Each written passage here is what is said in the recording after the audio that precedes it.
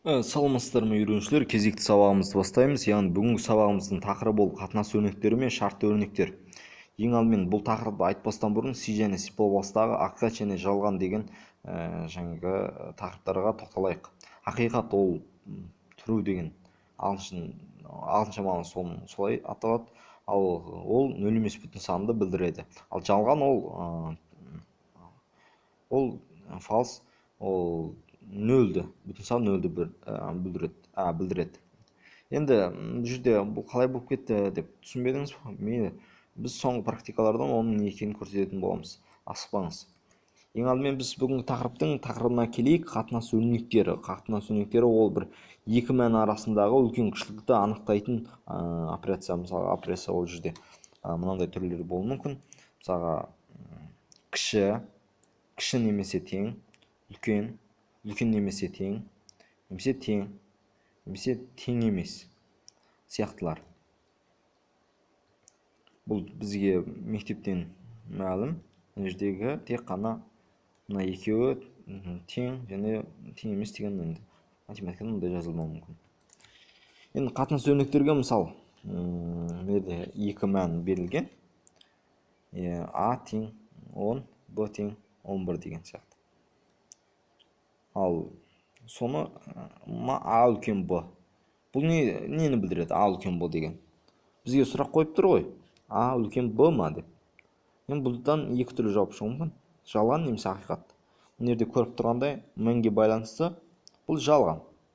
Яғни нөл шығу керек. Мына жерде айтқанымыз өрнектегі А үлкен Б ол қатынас өрнек болып табылады. Мына жердегі өрнек.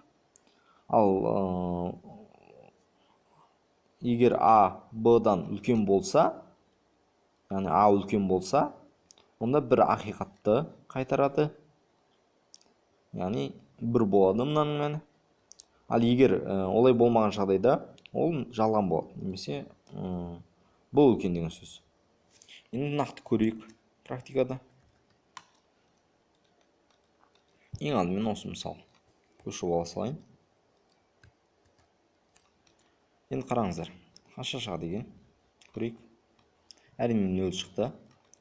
Себебі мынада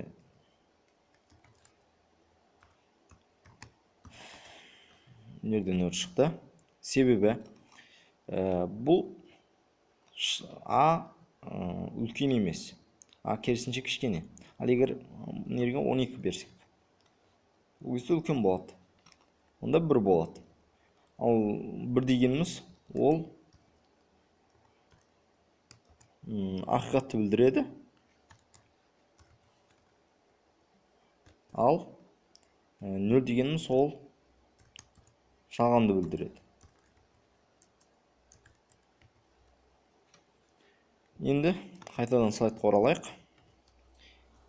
Бұл жерде бізге есте сақтайтын көңіл бөлетін түйіндер бар. Мысалға, егер салыстыратын сандарымыз бөлшек сандар болса, яғни біз екі қатынас өрнекті қатар қолдануға тура келеді. Мысалға, 8-ді 10-ға жаңағы бөлсек, онда жоқ, 8-ді 3-ке бөлсек, 8-ді 3-ке бөлсек, 6 деп кете береді. А бұл 3 пен 2-ның арасында деген сияқты. Бұл сандық бейнелегенде бұлай белгілеуге болады. Яғни 2-ден үлкен немесе А 2-ден үлкен және А кіші 3-ден деп. Енді бұл нақты біз жазып көрсетпей қояйық. Себебі бізде әлі жаңағы және немесе деген тақырыптар әлі өтілген жоқ. Сол себепті.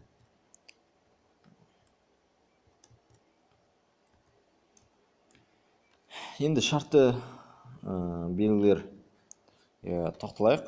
Мысалы, шартты белгілер деген бар мынандай.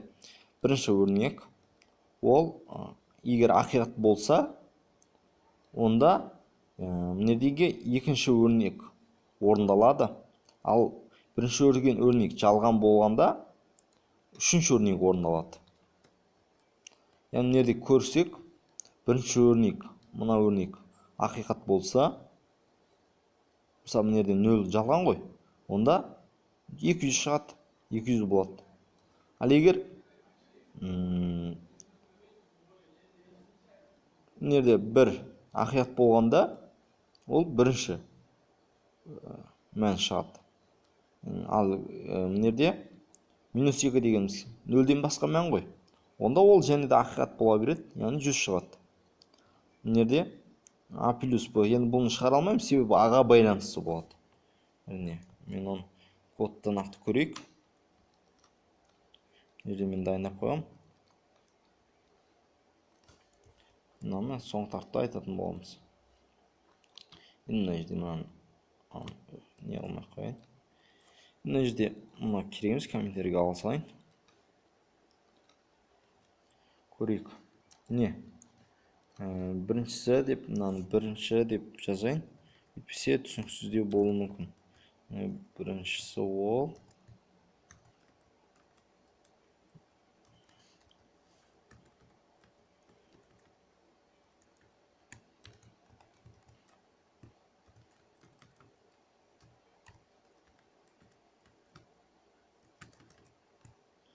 үшіншісі ол көрейік. Біріншісінде қандай? Біріншісінде ол жалған, яғни 0. Сол себепте ол 200 шықты. Екіншісінде мынау ақиқат. Ақиқат болғаннан кейін мынау орындалады. Сондықтан 100 шықты. Үшіншісінде ол жаңағы кез келген басқа 0 емес, кез келген бір сан айту. Ол ақиқат болады, себебі 0 болмағандықтан. Сондықтан 100 шығады. Мысалы, мынерде мен мұндай 1000, теріс 1000 немесе 10.000 алсасам да, бір үлкен сан айту. 1 миллион болып может. Бәрібір 100 шығады. Өйткені ол 0 емес. Бұл әрине бізге түсінікті.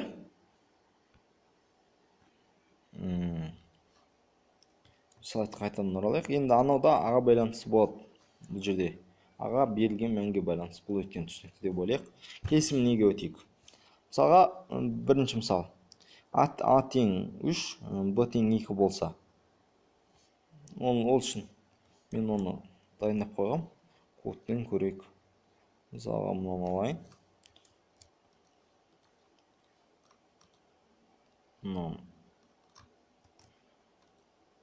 Енді қараңыздар. А тең 3, Б тең 2. Егер екеуі тең болса, онда ол біріншісі орындалу керек, яғни біріншісі шығу керек. Яғни 100 шығу керек. Ал тең болмаса 200 шығу керек. Енді сіз елестетіп көрейік, қанша шығу керек? Әрине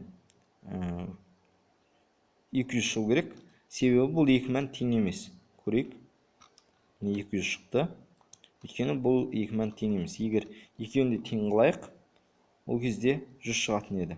Себебі мына жер екеуі тең емес болғандықтан, және 0 болды да 200 шықты. Ал тең болған кезде мына жер 1 болады да 100 шығады. Мысалы 2. Мәні бір оқушының нәтижесі 60-тан жоғары болса, тының толымды дегенді көрсетсін, яғни тыны. Тұру дегенді. Ал егер болмаса, жалған деген, яғни өте алмайды дегенді көрсетсін.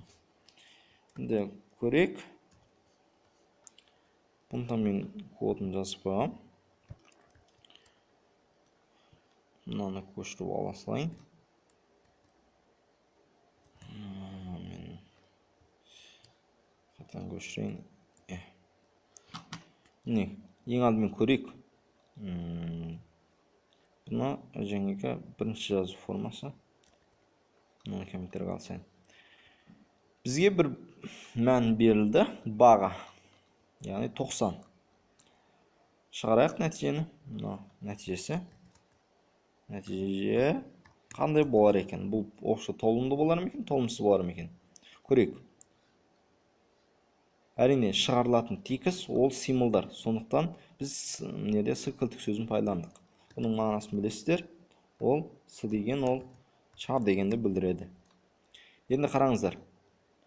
Егер 90 сол мән берілген мән ол жаңағы мына мәннен жоғары болса, үлкен болса, онда бұл ақиқат болады да мына жақ орындалады, яғни т шығады. Ал егер бұл төмен болса, онда толымсыз болады. Көрейік, нәтиже қандай болар екен. Әрине толымды болды, өйткені 90-60-тан жоғары мына жер 1 болды. 1 болғанда мына жер орындалады, сондықтан осы шықты. Кемінде принцип қолданып тұр қой. Енді егер 20 алса ол әрине толымсыз болады. Бұл бізге түсінікті. Сайтқа оралайық.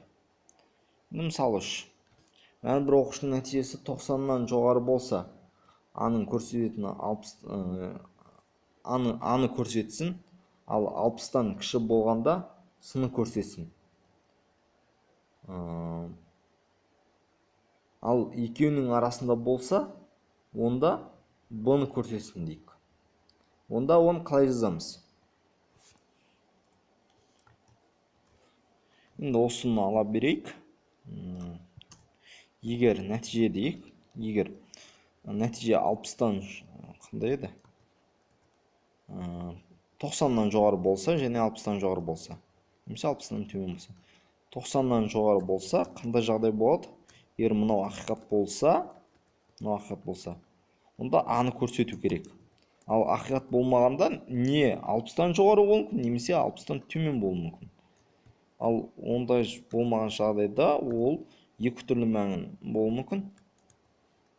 Ол 60-тан жоғары болуы мүмкін, немесе төмен мүмкін. Егер ол 60-тан жоғары болса, онда ол b нәтижесіне берілуі тиіс.